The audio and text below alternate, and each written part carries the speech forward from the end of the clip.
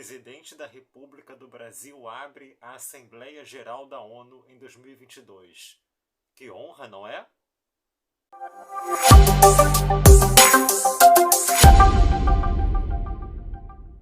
Meu nome é Fernando Vieira e seja bem-vindo ao Período Histórico, canal em que comentamos as notícias do momento à luz da história.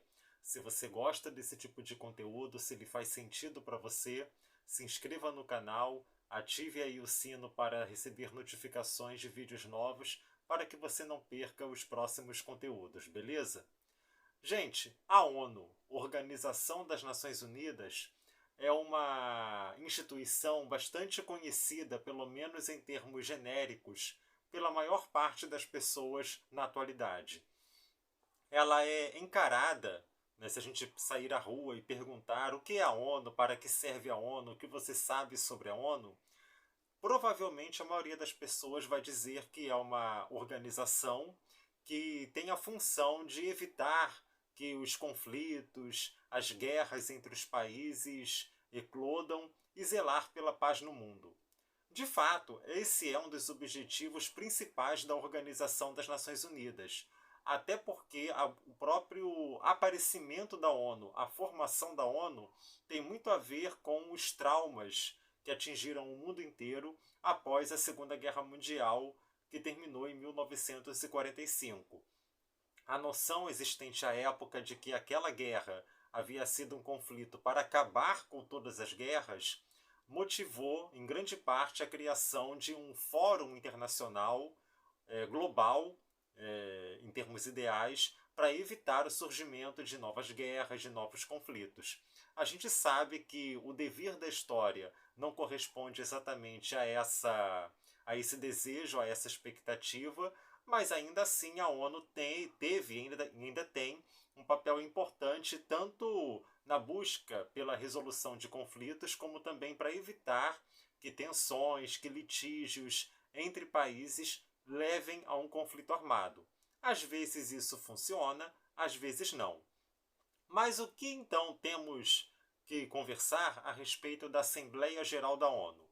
Bem, como eu disse, a criação da ONU remonta ao ano de 1945, após o final da Segunda Guerra Mundial, quando um conjunto de países, que inicialmente era um número relativamente pequeno, em torno de 20, 30, depois aumentando para 50 e cada vez mais um número maior de países, definiu a criação de um órgão internacional, de um organismo internacional, que fosse o Fórum das Nações de todo o mundo, para zelar pela paz mundial, para evitar conflitos e também para definir uma agenda global mínima, que fosse compartilhada por todos os povos na busca pela paz, na busca por uma humanidade livre de conflitos ou de grandes conflitos, como foi o caso especificamente da Segunda Guerra Mundial.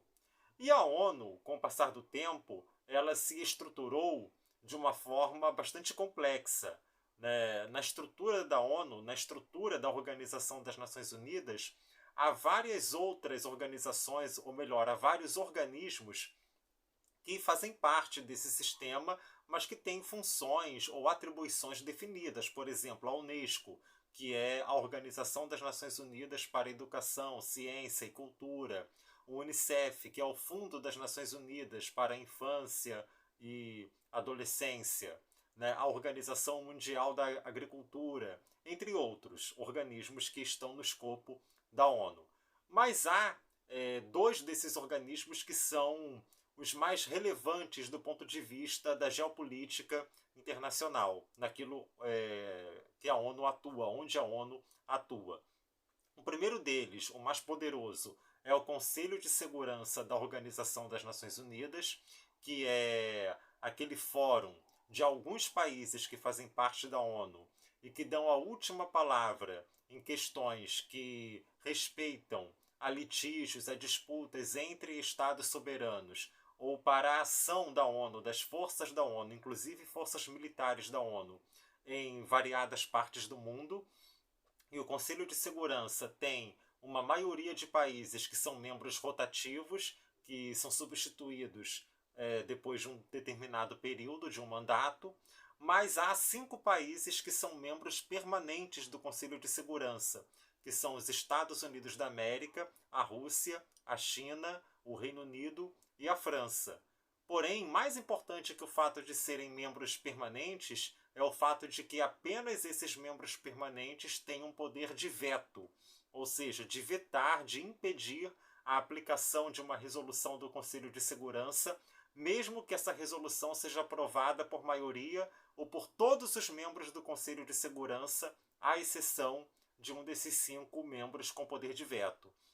Isso é uma herança do final da Segunda Guerra Mundial, ainda não foi alterada, mas é alvo de bastante crítica por parte de uma parcela significativa da opinião pública internacional a respeito.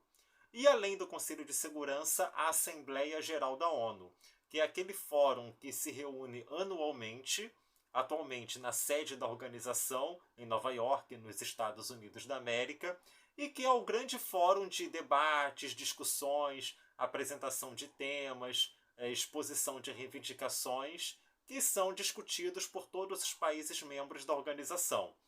É a Assembleia Geral. E já é uma tradição definida que o chefe de Estado do Brasil, no caso brasileiro, o presidente da República do Brasil, é quem abre os trabalhos da Assembleia Geral. E por que isso acontece? Existe uma lenda que diz que a primeira edição da Assembleia Geral da ONU foi presidida por um brasileiro, o diplomata Oswaldo Aranha, e que, por isso, em deferência a essa primeira sessão da Assembleia Geral, é sempre o Brasil quem abre os trabalhos da Assembleia até hoje. Isso é uma meia-verdade. O que não tem de verdade nisso? A primeira Assembleia Geral não foi presidida por um brasileiro, não foi presidida por Oswaldo Aranha. Oswaldo Aranha presidiu a segunda sessão da Assembleia Geral, a segunda edição da Assembleia Geral, no ano de 1947, em Nova York, mas foi a primeira sessão especial da Assembleia Geral da ONU, que foi a Assembleia que votou a resolução que, por maioria, aprovou a criação de um Estado judeu na Palestina, no Oriente Médio, a partilha da Palestina. Portanto, a chancela da Organização das Nações Unidas, a criação do Estado de Israel, o Estado judeu na Palestina, é resultado de uma sessão especial da Assembleia Geral que foi presidida por um diplomata brasileiro, Oswaldo Aranha. E essa sessão foi tão importante, ela foi tão significativa, que o próprio Oswaldo Aranha foi indicado ao Prêmio Nobel da Paz com o apoio de vários países para o ano seguinte. Ele não foi o vencedor desse prêmio, mas em deferência a esse papel de Oswaldo Aranha, o presidente do Brasil sempre é aquele que abre os trabalhos da Assembleia Geral. Então não foi uma homenagem ao atual presidente, como também não foi uma homenagem aos presidentes anteriores em termos pessoais, mas é uma deferência a essa sessão presidida por Oswaldo Aranha, lá no final dos anos 1940, ainda nos primórdios da Organização das Nações Unidas. Mas isso não traz nenhum papel à parte ou especial do Brasil nos debates na Assembleia Geral, e muito menos em relação ao Brasil no Conselho de Segurança da ONU. O Brasil até hoje tem atuado no Conselho de Segurança como um membro rotativo, não um membro permanente, e, portanto, não tem direito a veto quando participa do Conselho de Segurança. Essa é uma agenda que estava na geopolítica, ou melhor, que estava na diplomacia brasileira alguns anos atrás e continua na agenda diplomática brasileira, de o Brasil pleitear uma vaga, um assento permanente no Conselho de Segurança. Mas, por enquanto, ainda, o Brasil fica com essa homenagem, que é muito mais simbólica do que efetiva, de abrir os trabalhos de cada edição da Assembleia Geral da ONU. Beleza? Espero que vocês tenham gostado do vídeo. Se vocês gostaram, não deixem de dar o like aqui no vídeo para valorizar o nosso trabalho, e não deixem de compartilhar nas suas redes sociais e divulgar para seus amigos e conhecidos. Beleza? Um grande abraço e até a próxima. Valeu!